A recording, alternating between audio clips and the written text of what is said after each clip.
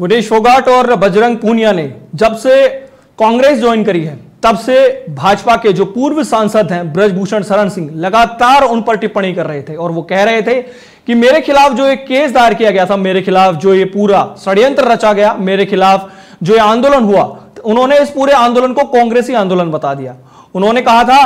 कि ये जो पूरा प्रपंच है रचा गया था जानबूझकर। उन्होंने दीपेंद्र हुड्डा और भूपेंद्र हुड्डा का नाम लिया कि इस पूरे षड्यंत्र के पीछे इन लोगों का हाथ था। और इस तरीके की लगातार कई चैनलों पे उनके लगातार ये जो बयान आए और बहुत सारी जो टिप्पणियां उनकी आई, लगातार वो विनेश और बजरंग पर हमलावर हो रहे थे। लेकिन अब एक बड़ी खबर सामने आ रही है। कहा जा रहा है कि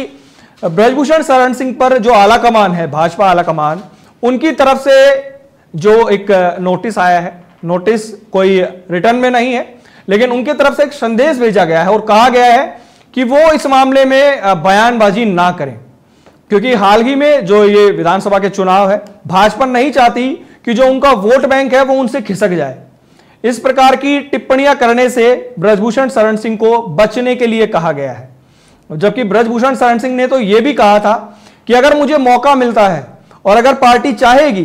तो मैं इनके खिलाफ प्रचार करने भी जाऊंगा। तो कहीं ना कहीं अब ब्रजभूषण शरण सिंह का ये जो बयान आया और लगातार जो उनके हमलावर बयान आ रहे थे, तीखे बयान आ रहे थे, उसको लेकर ये बड़ी खबर सामने आ रही है कि बीजेपी का जो शीर्ष नेतृत्व है, जो आला कमान है, वो नहीं चाहता कि कहीं भी हरियाणा विधानसभा चुनाव में उनके ऊपर कोई बात आए या ऐसी कोई बात निकलकर सामने आ जाए कि उन्हें जो यानी कि कांग्रेस को फायदा मिल जाए और बीजेपी को नुकसान हो जाए। इसलिए ब्रजभूषण शरण सिंह को कहा गया है,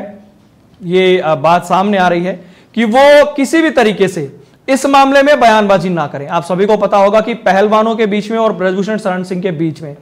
जो केस चल रहा है,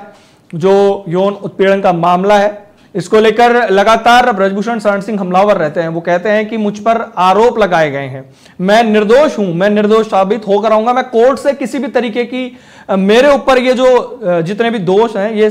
साबित नहीं होंगे, ये लगातार ये कहते हैं। वहीं जो पहलवान है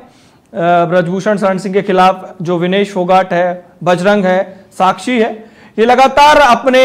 स्टैंड पर कायम है और ये कह रहे हैं कि नहीं, हम केस जीतेंगे, हमारी बात सही है। तो दोनों तरफ से बयानबाजी आती रहती है, लेकिन अब कहीं ना कहीं